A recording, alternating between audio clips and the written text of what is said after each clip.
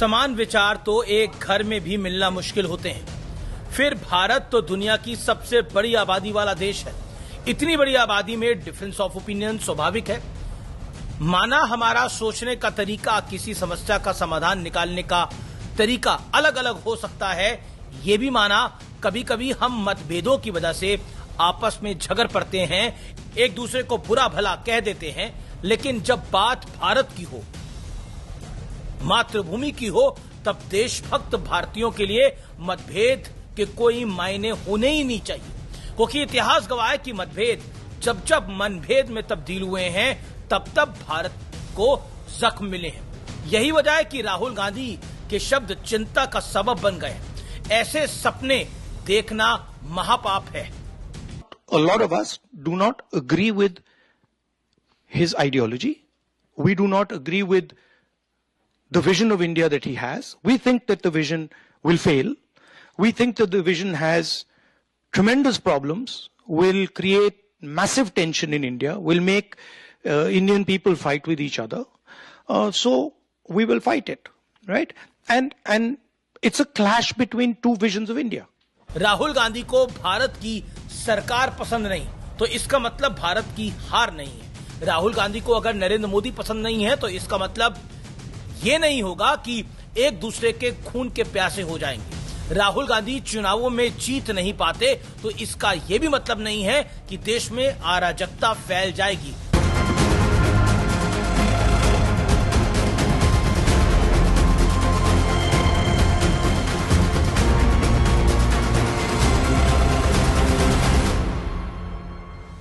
नमस्कार व्यूअर्स, दर्शकों, मैं हूं अमीश देवगन और सत्य और तथ्य में आज बात होगी अफसोस की।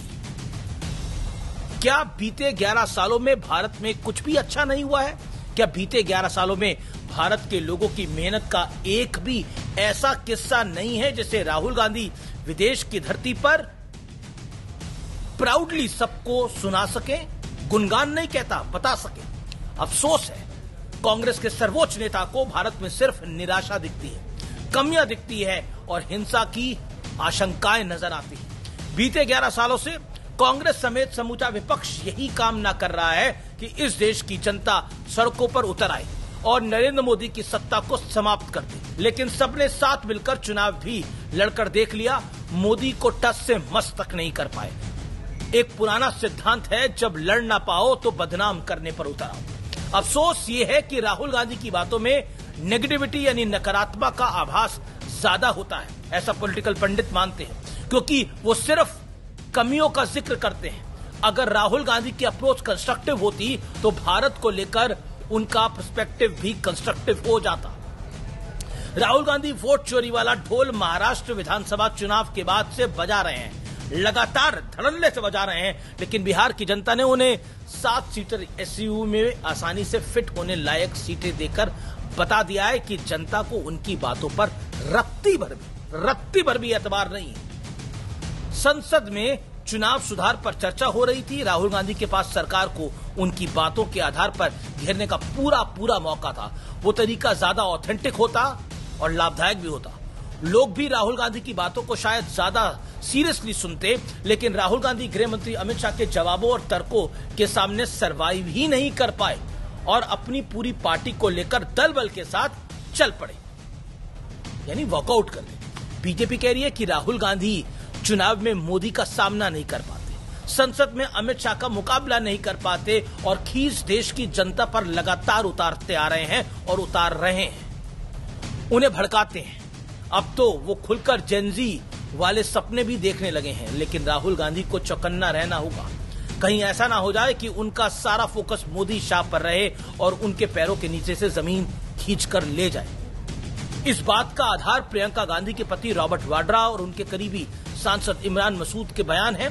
सुनिए दोनों के बयानों को और फैसला आप करिएगा, मैं नहीं करूंगा। और प्रियंका गांधी को प्रधानमंत्री बनाइए ना, फिर देखिए कैसे जवाब देती है इंदिरा गांधी की तरह। I think she has a bright future in politics, and I think bright future in changing what is required, and I think this will happen in time.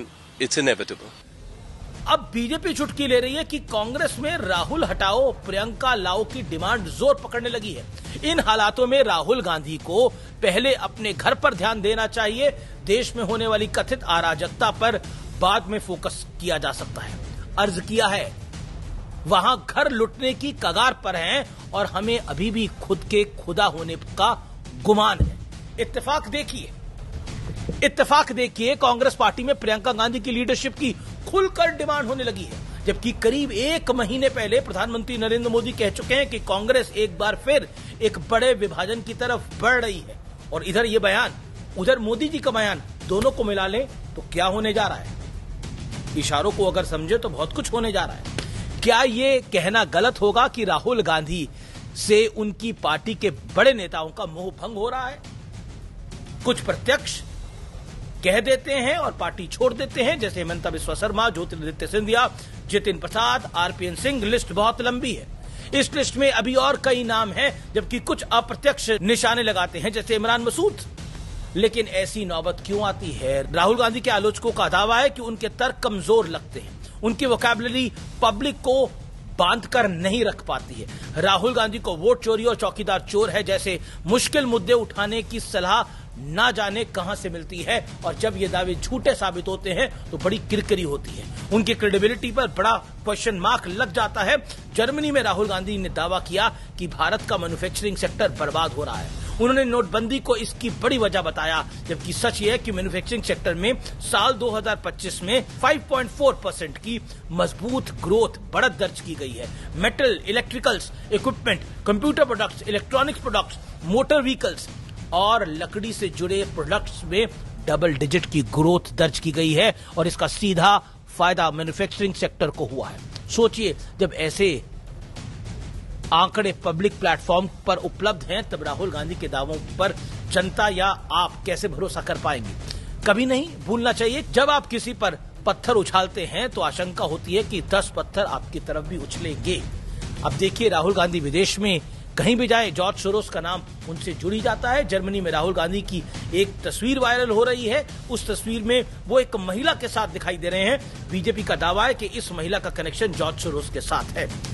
जिन दर्शकों को जॉर्ज सोरोस के बारे में जानकारी नहीं है, उनकी समझ के लिए बता दूं, जॉर्ज सोरोस अमेरिकी कारोबारी है और वो खुलेआम कह चुका है कि मैं भारत में मोदी की सरकार को, यानी नरेंद्र मोदी को हटाने के लिए $1 मिलियन खर्च करने को तैयार हूं। मोदी हार जाए तो मेरा काम बन जाए, जॉर्ज सोरोस ये कहता है।